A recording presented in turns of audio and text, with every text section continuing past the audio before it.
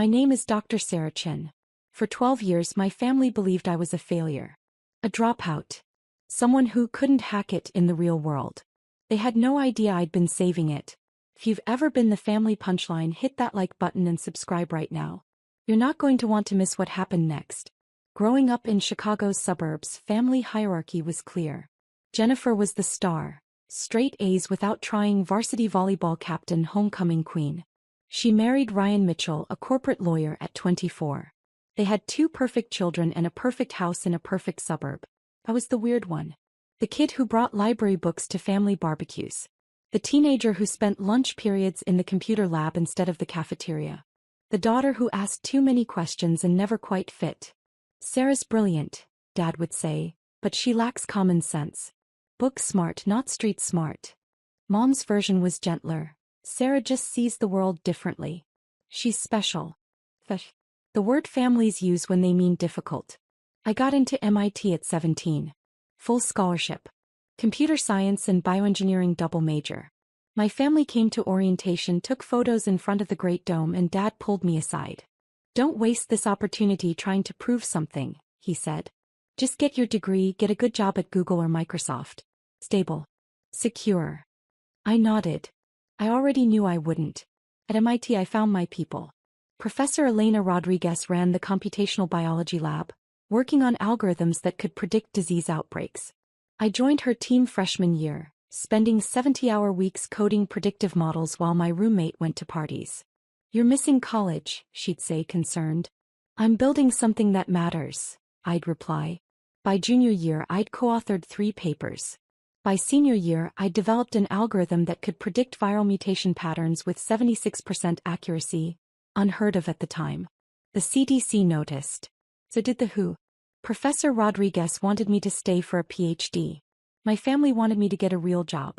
Sarah got accepted to MIT's doctoral program, Mom announced at Thanksgiving. Pride in her voice finally. How much longer in school? Uncle Tom asked. You're already 21. 5, maybe 6 years, I said. The table went quiet. Jennifer exchanged looks with Ryan. 6 more years. Dad's fork paused midair. Sarah, you need to start your career. Jennifer was already working at your age. This is my career, Dad. Disease prediction algorithms could save millions of lives. That's wonderful, honey, Mom said in that tone that meant it wasn't wonderful. But you also need to think practically. Marriage, children, stability. Jennifer leaned in, voice syrupy. Sarah, you're so smart. But maybe it's time to join the real world? Ryan's firm is always looking for IT support. I could ask. I'm not doing IT support, I said quietly. I'm researching pandemic prevention. Pandemic prevention. Dad laughed, not unkindly. Sarah, when was the last major pandemic? These are fantasy scenarios. Get a job that pays real money now, not theoretical money someday. I stayed at MIT. Got my PhD in 4 years instead of 6, fueled by spite and coffee. Published 12 papers. Developed models that could predict disease spread patterns based on travel data, climate conditions, and genetic sequencing. I was 25, had a doctorate from MIT, and my family still introduced me as Sarah. She's still in school. After my PhD, I took a position at the CDC in Atlanta. Not glamorous, not lucrative. Government salary, shared apartment with 2 roommates. Budget that didn't include fancy dinners or designer clothes. At Jennifer's housewarming party for their second home, a lake house, relatives cornered me. Still with the government? Aunt Linda asked. Don't they pay terribly? It's enough, I said. Jennifer's doing so well, she continued. Ryan just made partner. They're thinking about a vacation home in Tuscany. I smiled. That's great for them. What I didn't say, I was leading a team of 40 researchers. We were building the world's most sophisticated disease surveillance network, tracking viral mutations in real time across 6 continents. My algorithms had already predicted 3 minor outbreaks before they became regional epidemics. But I drove a 10-year-old Honda and shopped at Target, so clearly I was failing. When I was 28, I left the CDC. Not for failure, for opportunity. A tech billionaire named Marcus Webb had read my papers and wanted to fund something bigger. He offered me $200 million to build a private research institute focused on pandemic prevention and response. I called it the Global Health Security Initiative. GSI for short. I didn't tell my family. By then I'd learned they measured success by visible markers. Houses, cars, vacation photos on Instagram.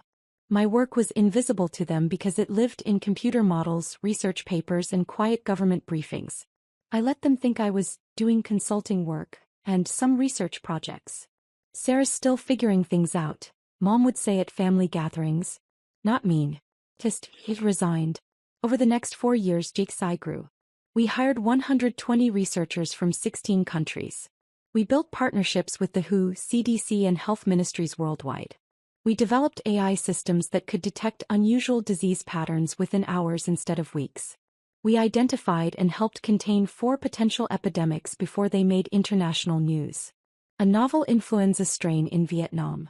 A drug-resistant bacteria in Bangladesh. 2 separate viral mutations that could have gone airborne. Nobody knew. That was the point. The best pandemic response is the one that happens before anyone realizes there was a threat. Forbes ran a profile on me when I was 30. The woman building the world's pandemic defense system. My family didn't see it. They didn't read Forbes. Jennifer read Real Simple and Architectural Digest. I still lived modestly. My apartment was nice but small. I worked 80-hour weeks. I hadn't dated seriously in years.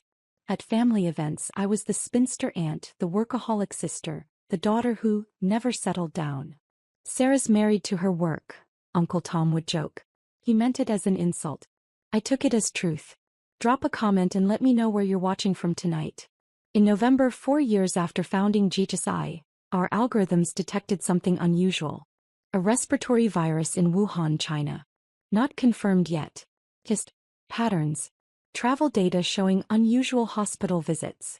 Social media posts mentioning respiratory symptoms. Genetic sequences uploaded to medical databases showing a novel coronavirus. This one's different, I told my team. The mutation rate. The transmission pattern. This could be bad. We alerted the WHO on December 1st. They investigated. On December 31st, China officially reported the outbreak. By January, I knew we were facing a global pandemic. Our models predicted 3.2 million deaths worldwide if containment failed. Possibly more. I called the White House, the CDC, the WHO, anyone who would listen. Dr. Chen's models have been accurate before, the CDC director told the National Security Council. We should take this seriously. Some did. Most didn't. It's just another flu, they said. She's being alarmist. I wasn't being alarmist. I was being right. As the virus spread, first China, then Iran, then Italy, I stopped sleeping. GSI became command central for pandemic response coordination. We shared our predictive models with governments. We helped identify high-risk regions. We worked with pharmaceutical companies on vaccine development logistics. I didn't call my family. There wasn't time. In March, when the world finally understood what was happening, my phone rang. Jennifer. Sarah, are you okay? This virus thing is scary. Ryan thinks we should buy extra supplies. Do you think it's that serious? Yes, I said, exhausted. It's that serious. Stock up on essentials. Stay home.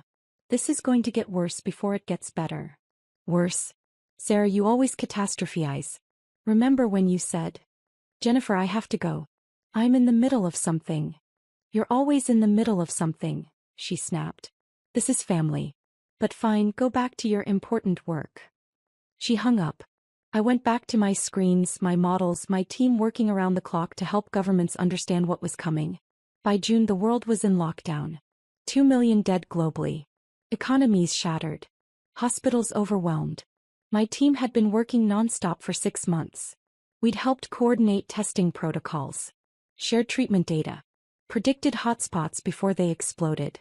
Our vaccine development models had identified the most promising candidates, potentially saving months in the race for immunization. Governors called me. Presidents called me. I briefed the UN Security Council via Zoom at 3 a.m. My family called too. Once. In April. Sarah, can you get us masks? Mom asked. They're sold out everywhere and you work in medical stuff, right? I'm trying to prevent a global catastrophe, Mom. I can't source PPE for personal use. Well, excuse me for asking, she said, hurt. Jennifer said you'd probably say that. Said you've always been too focused on your career to help family. I wanted to scream. Instead I said, I'm sorry. I'll see what I can do. I had my assistant send them N95 masks from our research supply. They never said thank you. In August things stabilized slightly. Still terrible but manageable. The vaccine trials were promising. My team had been working 24/7 for 8 months. We were exhausted. That's when the invitation came. The Chin family reunion, scheduled for October, assuming the pandemic was over by then. Jennifer was organizing it. The email included a family directory. Names, occupations, achievements. Chin family directory. Asterisk Robert Chin, dad retired insurance executive. Asterisk Linda Chin, mom retired school counselor. Asterisk Jennifer Chin Mitchell, marketing director Johnson and Associates. Asterisk Ryan Mitchell, partner Mitchell and Ross Law. Asterisk Sarah Chin, unemployed / between positions. Unemployed.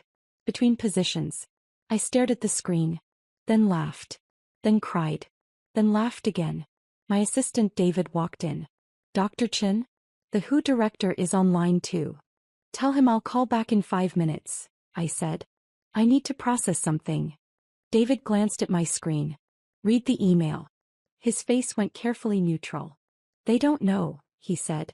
Not a question. They've never asked, I replied. The reunion was Jennifer's baby. She'd rented a country club, hired a catering company, created a Facebook event page. 200 relatives from across the country, all coming together for the first big family gathering since the pandemic started. It'll be safe by October, she declared on the planning committee Zoom. And we all need this. We need to celebrate family, resilience, survival. She put me on the setup committee. Sarah, you're not working right now anyway. You'll have time to help. I'm actually very busy. Doing what? Jennifer's smile was sharp. Sarah, it's okay to admit you're struggling. The pandemic has been hard on everyone. Especially people without stable careers. I muted my mic, counted to 10. I'll help where I can, I said finally. The planning meetings were torture. Jennifer discussing seating arrangements while I had government briefings about vaccine distribution. Aunt Linda debating centerpiece options while I reviewed mortality projections for the winter surge.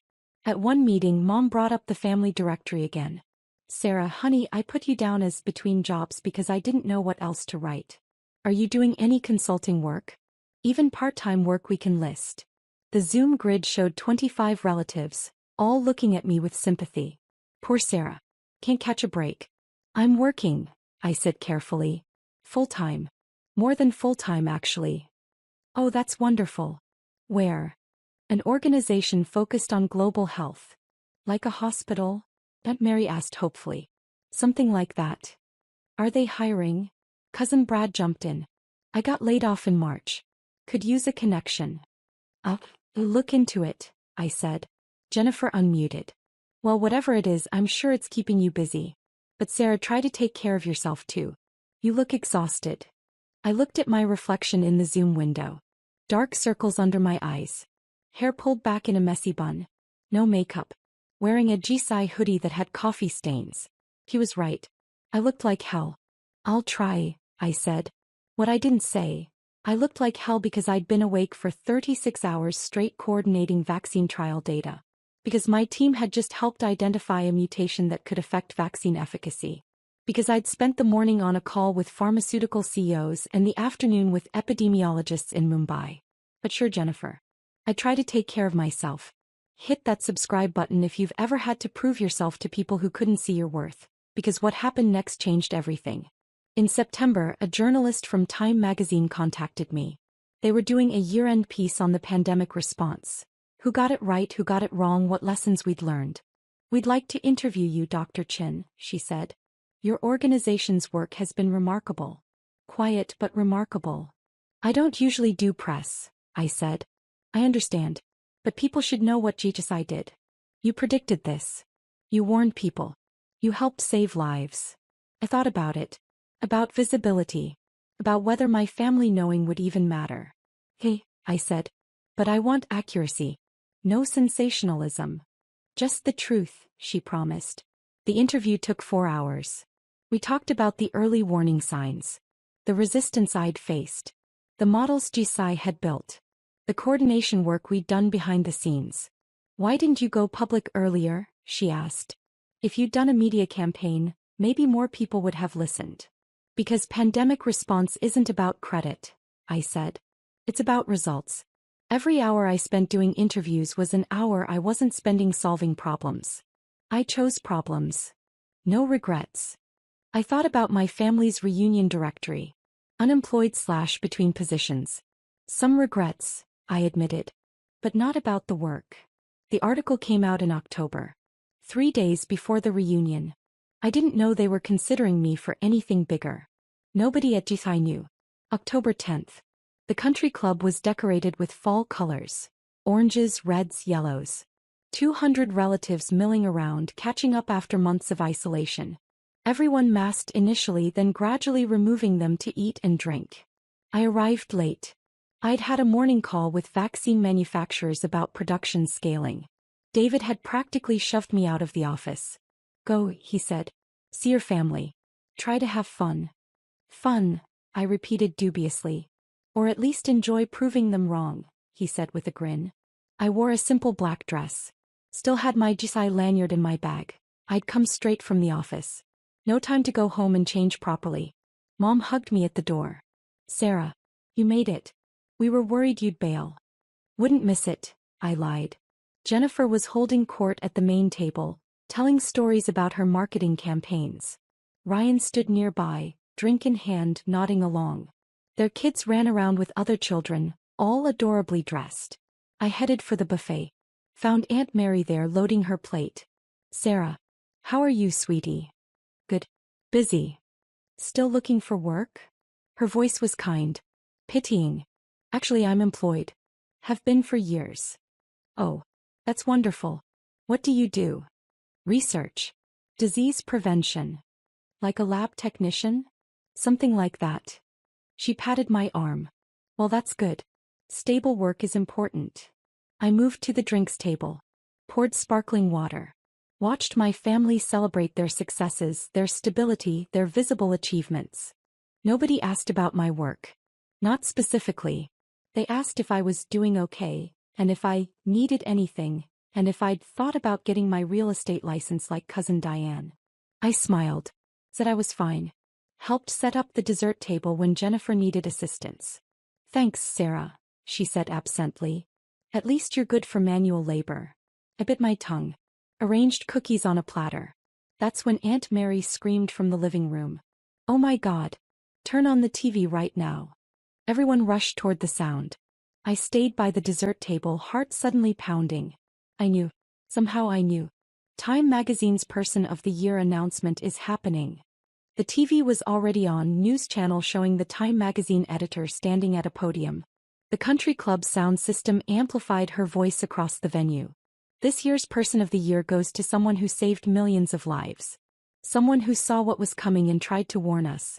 Someone who worked behind the scenes without fanfare, without recognition, coordinating the global response to the greatest health crisis of our generation. My family crowded around the screens. I stood at the back, frozen. The 2020 Time magazine Person of the Year is Dr. Sarah Chin, director and founder of the Global Health Security Initiative. My photograph filled the screen. Professional headshot taken for the article. Behind it, images of GHSI's operations center. Screens showing disease models. My team working around the clock. The silence in the country club was absolute. Then Aunt Mary screamed again. That's our Sarah. Oh my God, that's Sarah. Everyone turned to look at me. 200 faces, all showing variations of the same expression. Shock. Jennifer's face had gone white. Mom's mouth hung open. Dad stood frozen, wine glass halfway to his lips. The TV continued. The editor was reading excerpts from the article. Dr. Chin predicted the pandemic in December, weeks before official announcements. Her organization's models accurately forecasted transmission patterns, mortality rates, and hotspot locations. She coordinated with governments worldwide, providing data and guidance that helped save an estimated 3.7 million lives in the first 6 months alone. When everyone else was caught off guard, the voice continued, Dr. Chin had been preparing for this moment for 12 years. She built the infrastructure, developed the algorithms, and created the response protocols that became the backbone of the global pandemic response. Images flashed on screen. Me briefing government officials. My team's operations center. Graphs showing lives saved through early intervention. At 32 years old, Dr. Sarah Chin represents the best of scientific dedication and humanitarian service. She is Time Magazine's 2020 Person of the Year. The TV cut to commercial. Everyone kept staring at me. I set down my sparkling water carefully. My hands were shaking. Jennifer found her voice first. You're Person of the Year. Apparently, I said quietly. But the directory said you were unemployed. I know what the directory said. Dad pushed through the crowd. His face was red, whether from embarrassment or emotion I couldn't tell. Sarah, you run Desai? That Desai? The organization that's been on the news. Stat. That Desai. For how long? 8 years. 4 years at CDC before that. 12 years total working on pandemic prevention. Mom's hand went to her mouth. But you never said. You never asked. My voice was calm. Steady. You assumed I was failing because I didn't have the markers of success you recognized. House, car, husband, expensive vacations. I had none of those things because I was building something else. Jennifer's face cycled through emotions. Shock, embarrassment, something that might have been anger. Why didn't you tell us? Tell you what? That I was working on pandemic prevention while you called it theoretical scenarios? That I was leading a $200 million research institute while you suggested I do IT support? That I was briefing presidents while you listed me as unemployed in the family directory? The crowd around us had grown silent. 200 relatives listening to every word. I didn't tell you, I continued, because I wanted to see if you'd value me without the accolades. I wanted to know if you'd love me even when you thought I was failing by your metrics. I wanted to see who you really were. My voice cracked slightly. I steadied it. You showed me. Every family gathering where you pitted me. Every conversation where you offered to help me find work. Every time you compared me to Jennifer and found me lacking. You showed me exactly what I was worth to you. Aunt Linda stepped forward. Sarah, honey, we didn't know. That's my point. I looked at her, at all of them. You didn't know because you didn't ask. You made assumptions. You saw what you expected to see. The weird daughter who couldn't quite succeed in the real world. Jennifer's voice was small now. We were worried about you. No, you were embarrassed by me. There's a difference. I pulled out my phone. It was exploding with notifications. Congratulations from colleagues, government officials, news outlets requesting interviews. The WHO director. The CDE. 3 different presidents. I need to go, I said. I have calls to make. Press briefings. Apparently being Person of the Year comes with obligations. Sarah, wait. Dad grabbed my arm. His grip was gentle but desperate. I'm sorry. We're sorry. We didn't understand. I looked at his hand on my arm. At his face, stricken, aging, full of regret. Dad, I spent 12 years trying to save the world from the exact pandemic that just killed 2 million people. And you thought I was unemployed. That's not a misunderstanding. That's a fundamental failure to see me. I pulled my arm back gently. I'm not angry. I'm just done. Done trying to prove I'm worthy of your attention. Done explaining my value to people who couldn't see it. Done being the family disappointment when I'm actually the family success story. You're not a disappointment, Mom said, tears streaming. You're amazing. You're a stranger, I finished. I'm a stranger to you. You know Jennifer's marketing campaigns but not my pandemic models. You know Ryan's law cases but not my research papers. You know the menu at Jennifer's favorite restaurant but not the name of the organization I founded. The truth hung in the air, heavy and undeniable. Uncle Tom, who joked about me being married to my work, stepped forward. Sarah, I'm sorry. We all are. We should have. You should have asked, I said simply. That's all. Just asked about my work. About my life. About what I was doing with my days.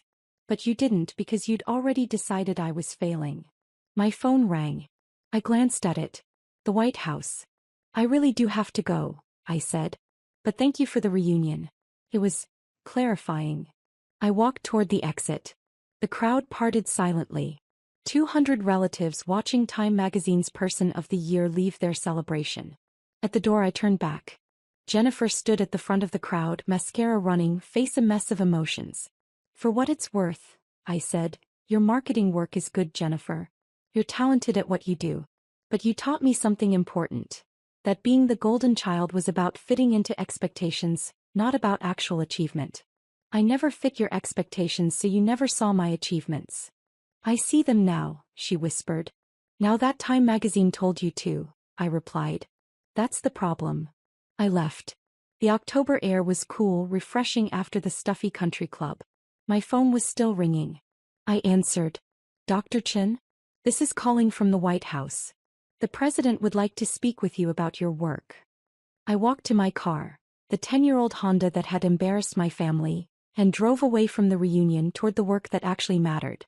The media storm was immediate and overwhelming. By the next morning, my face was on every news channel, every website, every social media platform. Time magazine's Person of the Year. The woman who predicted the pandemic. The scientist who saved 3.7 million lives. My family tried to call. Dozens of messages, voicemails, texts. From Mom. Sarah, please call us. We need to talk. We're so proud of you. From Dad, I can't believe we didn't know. I'm so sorry. Please let us make this right. From Jennifer, I was wrong about everything. Can we please talk? I didn't respond immediately. I was busy. Press conferences. Government briefings. Interviews with CNN, BBC, Al Jazeera. Everyone wanted to know about the woman who'd seen the pandemic coming. David fielded hundreds of interview requests. Dr. Chen, NBC wants an hour special. Netflix wants to do a documentary. There's a book deal offer for $3 million. No books yet, I said. The pandemic isn't over. We have work to do. But your family can wait, I said firmly. They've waited 12 years to see me. They can wait another few weeks while I do my actual job. 3 weeks later, when things calmed slightly, I finally called Dad. Sarah. His voice cracked. Thank you for calling. We've been so worried. I've been busy, Dad. Saving lives. You know, my theoretical scenarios. Silence. Then, I deserved that. You did. Can we see you? Can we talk? Please. I considered it. Thought about the family reunion, the directory listing me as unemployed, 12 years of dismissal and pity. Dad, what's my organization called? Say. The Global Health Security Initiative. What's my official title? Director and founder. How many lives did Time magazine say we saved? 3.7 million. His voice was quiet. Sarah, I know. No, Dad. You don't know. You know now because Time magazine told you. But you didn't know when it mattered. When I was building it, when I needed support, when I could have used family believing in me instead of pitying me. What can we do? He asked. How do we fix this? I don't know if you can, I said honestly. You didn't just miss my achievements. You missed me. For 12 years, you had a daughter working to prevent the exact catastrophe that killed millions of people, and you thought she was unemployed. That's not a small oversight, Dad. That's a fundamental failure to see who I am. I want to try, he said. Your mother, Jennifer, all of us. We want to know you. Really know you. Why now?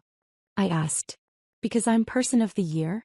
Because suddenly I'm impressive enough to deserve your attention? Because we were wrong, he said simply.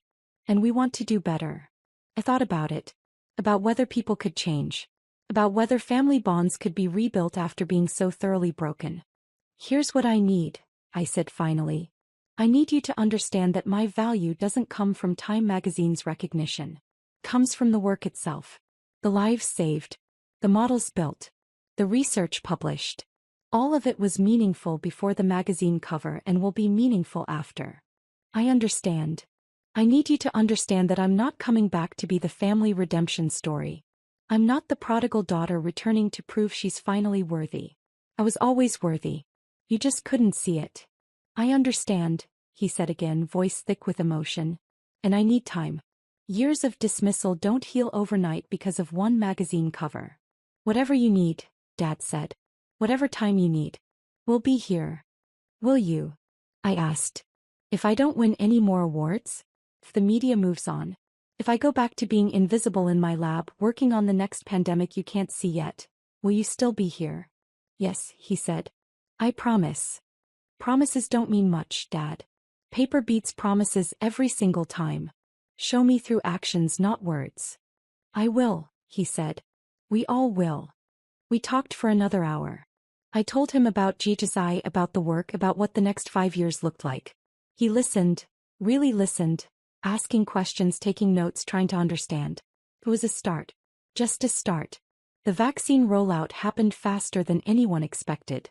By fall 2021, global vaccination rates hit 60%. The pandemic shifted from crisis to management. Life started resembling normal again. GSI continued growing. We expanded to 400 researchers across 30 countries. Our models now tracked not just pandemics but also antibiotic resistance, bioterrorism threats, and climate-related disease patterns. Our budget hit $800 million annually, mostly from government contracts and private philanthropy. I won more awards. The Nobel Prize in Medicine. The Presidential Medal of Freedom. UN Champion of Global Health. My office wall filled with plaques and certificates I barely looked at. My family tried. Really tried. Dad flew to Atlanta once a month to have dinner with me. He'd ask about my work, listen to explanations of algorithms and mutation patterns, try to understand. Sometimes he got it. Sometimes he didn't. But he tried. Mom joined my organization's board as a community liaison. She didn't understand the science, but she understood people. She helped us communicate complex health information to non-scientists. Found her own role in the work. Jennifer and I rebuilt our relationship slowly. Coffee once a month, then twice. Tentative conversations about her marketing work and my research. Learning to see each other as adults, not as golden child and scapegoat. I was jealous, she admitted once. Even when I thought you were failing, I was jealous. You were doing something that mattered. My work is good, but it's not saving lives good. Your work matters, I said. Different work matters in different ways. But you're Person of the Year. And you're a mother raising good humans, I replied. The world needs both. She smiled. It was real this time. The extended family took longer. Some never really got it. They congratulated me on the awards but still didn't understand the work. That was okay. I stopped needing their understanding. Aunt Mary surprisingly became one of my biggest supporters. She volunteered at GHSI's community outreach programs, helping distribute health information during subsequent COVID surges. I'm making up for calling you a lab technician, she said with a rueful smile. The reunion the following year was different. No directory listing occupations. No comparing achievements. Just family being family with all the mess and complication that entailed.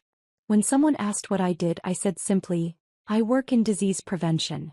She's too modest, Dad jumped in. She runs the world's leading pandemic prevention organization. She's the reason millions of people survived COVID. I put my hand on his arm. Dad, it's okay. You don't have to prove anything. I'm not proving, he said. I'm just proud. Really proud. Those words, which I'd wanted so badly for 12 years, felt different now. Good but not essential. I'd learned to be proud of myself without needing external validation. Thanks, Dad, I said. And meant it. If you've ever had to cut off toxic family or rebuild relationships after years of hurt, tell me your story in the comments. What would you have done? Does any of this feel familiar? I still work 80-hour weeks. Still live modestly. Upgraded to a nicer apartment but still drive the Honda. Still put the work first because that's who I am. Time magazine's cover hangs in my office, not because I need the validation, but because it reminds me that invisible work eventually becomes visible to those who matter. My team jokes that I'm the most famous person nobody recognizes. I can walk through airports, grocery stores, restaurants without being noticed. Perfect for someone who hates attention. But the work speaks for itself. GSI's models have now predicted and helped contain 12 potential outbreaks. We're developing AI systems that can identify new pathogens within days of emergence. We're training the next generation of pandemic responders. When the next pandemic comes, and it will come, the world will be more prepared. Not because of my magazine cover, but because of systems built quietly over years by people who saw problems others couldn't. I'm Dr. Sarah Chin. I run an $800 million pandemic prevention organization.